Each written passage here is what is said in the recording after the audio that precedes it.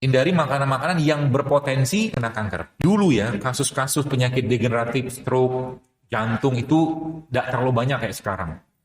Tidak terlalu banyak. Sekarang kan meningkat luar biasa Pak Bu. Salah satu pemicunya sebenarnya adalah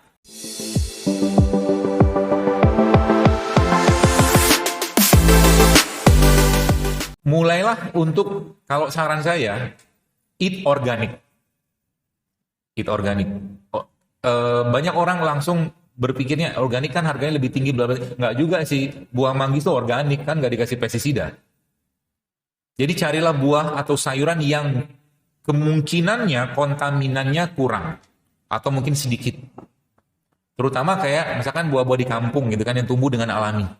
Ya. Dan hindari makanan-makanan yang berpotensi diubah genetiknya. Contoh kayak tempe. Tempe ini sekarang banyak yang GMO. GMO itu yang genetiknya diubah. Jadi orang makan tempe, bukan tempenya sih, kedelainya. Orang makan kedelai bisa berpotensi kena kanker. Ya, laki-laki yang minum susu kedelai tiap hari, dia akan lebay. Ada hubungan? Ada. Karena kedelai salah satu produk kacang-kacangan yang tinggi estrogennya. Ya, laki-laki yang banyak makan kedelai, dia lack of leadership kalau guru saya bilang. Kekurangan leadership, takut nikah lagi. Contohnya salah satunya. Ada hubungan sih. Laki-laki itu makannya apa? Kambing, habatus sauda, susu onta. Itu dia makan. Jangan bawa tas jepit di ketiak. Ya, jadi itu. Kemudian banyak lagi, banyak. Ya, terutama seedless fruit, don't eat. Kalau buahnya nggak ada biji, nggak usah dimakan. Haho. Kalau buahnya nggak ada bijinya, sekarang Anda bisa nanam nggak? Nggak bisa kan? Yang nanam siapa? Mereka. Ditanam awalnya mana? Dibuat di lab. Hashtagnya food control. Paham ya? Dikontrol makanan tuh. Di semua nanti dikondisikan sehingga orang nggak bisa tanam lagi. Guru saya pernah bilang, kenapa sekarang banyak dulu ya kasus-kasus penyakit degeneratif, stroke, jantung itu tidak terlalu banyak kayak sekarang. Tidak terlalu banyak. Sekarang kan meningkat luar biasa Pak Bu. Salah satu pemicunya sebenarnya adalah minyak. Minyak apa? Minyak goreng. Kenapa minyak goreng? Karena minyak goreng zaman sekarang sama minyak goreng zaman dulu beda. Zaman dulu orang bikin minyak goreng dari kelapa. Betul?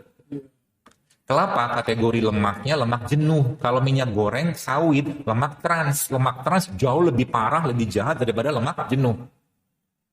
Itu rahasianya, itu yang pertama. Kalau minyak kelapa sawit itu kan industri. Kalau minyak kelapa semua orang bisa bikin, gampang kok bikinnya. Gitu loh. Hashtagnya apa? Food control.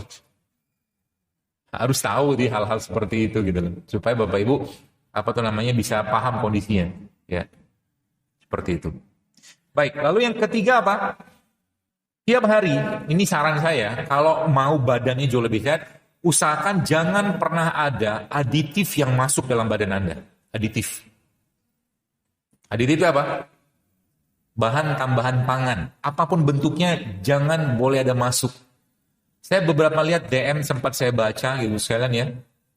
Itu ada orang-orang yang sudah mulai berperilaku hidup sehat, tiba-tiba dia sedikit cheating.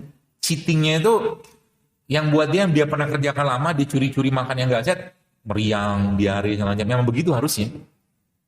Kalau udah biasa hidupnya kayak begitu, hidup sehat, tiba-tiba di cheating, badan udah nolak. Dan yang paling luar biasa lagi adalah apa? Ini dia udah nggak bisa terima. Jadi misalkan contoh gini, sekarang kan banyak tuh cake yang tinggi gula, tinggi karbo segala macam gitu kan. Kalau mata kita masih menangkap sinyal itu menarik segala macam, maka sebenarnya ada masalah di badan kita secara enzim.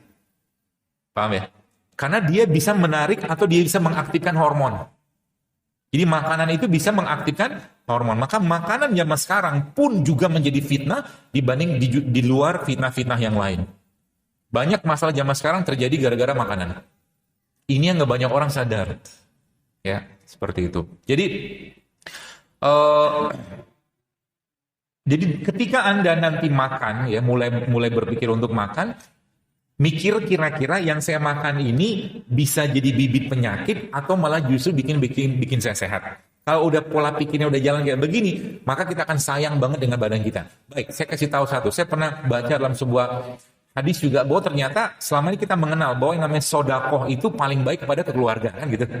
Tapi tidak kalah pentingnya ternyata Rasul mengajarkan juga bahwa sodakoh itu tidak kalah pentingnya juga sodakoh untuk diri kita. Jadi misalkan Anda makan kacang almond, misalkan gitu toh, mungkin harganya sedikit lebih tinggi dari harga kacang biasa, tapi itu sedekah untuk badan kita. Baik banget. Gitu. Walnut segala macam. Jadi berikan yang terbaik. Sama juga kalau Anda punya mobil bagus gitu kan, atau mungkin apapun lah kendaraan rumah yang bagus, mas pasti dirawat dengan baik. Kenapa? Pertanyaannya itu kenapa kita tidak merawat badan kita dengan baik gitu loh. Masih dengan enak-enaknya, dengan suka-sukanya masukkan yang tidak sehat ke sana. Jadi saya suka bakso, suka. Tapi dulu, sekarang udah nggak lagi. Apalagi ya bakso kebanyakan banyak nggak sehatnya. Kadang-kadang saya makan. Ya, saya makan mie, tapi tidak mie ayam, mie yang lain. Pun kalau ada mie, saya cari mie yang bisa tidak terlalu cheating gitu kan. Selera itu tetap kita jalani, tapi ingat apa? Ingat kita yang atur. Anda mulai atur kapan harus makan, kapan harus minum, kapan harus berhenti gitu. Jadi kita emang adjust badan kita. Ya. Sehingga nanti kata kesimpulan quote-nya apa? The true health is not the absence of disease. Jadi kesehatan itu bukan nggak ada penyakit. Secara takdir mau sesehat apapun, mau setidak sehat apapun, tetap takdir Allah pasti kena penyakit gitu loh. Tapi the true health is the presence of vitality. Dia bilang true health itu adalah vitalitas kita meningkat. Tahajud mulai gampang bangun, circadian clock-nya jadi jam berapapun kita bangun atau kita tidur malam, jam 3, jam 4 tetap bangun. Itu udah benar loh. Kalau Anda sudah bisa merasakan circadian clock namanya kayak begitu, maka tubuh Anda sudah mulai benar. Tapi ingat kalau seandainya tidur jam 8, bablas sampai menjelang subuh, coba cek yang dimakan apa. Karena tubuh kita itu sudah dikondisikan Allah seperti itu Pak Bu. Dikondisikan Allah untuk apa? Untuk beribadah. Untuk beribadah. Ya, jadi itu yang kesekian. Kemudian apa lagi? Minum air tiap hari. Ya. Teman-teman yang sudah minum apa tuh infus water kemarin saya dipanggil oleh seorang ustadz. Dia bilang, "Tolong antum lihat tuh ibu saya," dia bilang itu kan, itu semuanya aliran Zaidul Akbar semua," dia bilang. Saya bilang, "Apa nih gitu kan aliran Zaidul Akbar kan? Jangan-jangan saya mau ditahzir lagi." Jurus syiar Rasulullah sekarang nggak usah jurus syiar Rasulullah, ada yang itu jurus syiar rame-rame aja.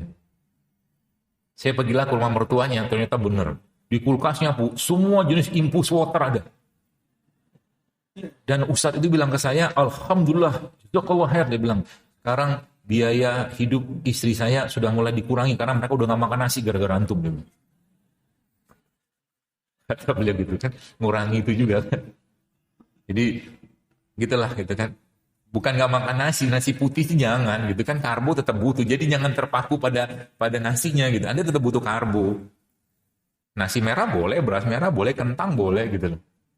Ya, nasi putih aja yang sekarang itu banyak masalahnya. Ya.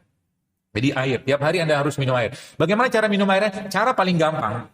Setiap sholat Anda minum 1 gelas. Setiap sholat. Jadi kalau gelas kayak begini kan sekitar 300 mili gitu kan, maka kalau setiap sholat berarti 3 kali 5, 1500 mili satu hari udah cukup banget. Ya, setiap sholat. Kalau Anda yang masih menggunakan infus atau air nano itu, tetap Anda harus butuh air putih. Karena air itu juga hati-hati. Air nano itu pada beberapa jenis buah dan sayuran, itu bisa menurunkan tensi dengan cepat, atau dia bisa menaikkan gula darah juga. Hati-hati. Kalau Anda masukkan ke dalam air nano itu, misalkan gini. Jadi kalau teman-teman bikin air infus gitu kan, atau air nano itu misalkan kurma. Kurma juga kalau dipakai jangan banyak-banyak. Jadi bikin infusan itu nggak usah banyak-banyak, cukup beberapa potong, bahkan 1/3 bagian bawah udah cukup. Ya, karena kita butuh ekstraksi dari bahan yang ada pada dia itu, dari semua bahan. Jadi misalkan kenapa kurma paling bagus, karena memang diajarkan Nabi SAW. Tapi kalau kita nggak punya kurma, pakai yang lain juga boleh. Anggur tuh gulanya tinggi. Jadi kalau kita pakai anggur, maka jangan banyak-banyak anggurnya. Kalau saran saya, nanti ini belum saya share, tapi kalau teman-teman yang menggunakan infusan buah, masukkan satu tumbuhan rimpang yang bersifat balance, yaitu apa? Jahe. Ya, jadi kalau Anda misalkan masukin semangka, masukin jahe.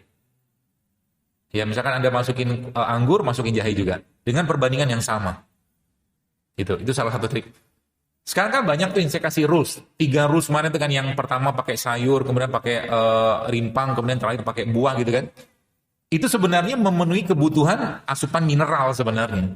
Karena disuruh makan buah kan kadang-kadang kita lupa. Tapi kalau minum kan kemungkinan besar kita nggak bakal lupa. Gitu loh. Maka dengan kita menggunakan konsep seperti itu, sebenarnya kita sudah mengasup nutrisi yang pada dasarnya nanti dia bisa memperbaiki tubuhnya. Sehingga nanti apa? Sehingga nanti tensinya turun, kolesterol turun, semua turun dengan sendiri. Kenapa? Food can fix it. Kata kuncinya.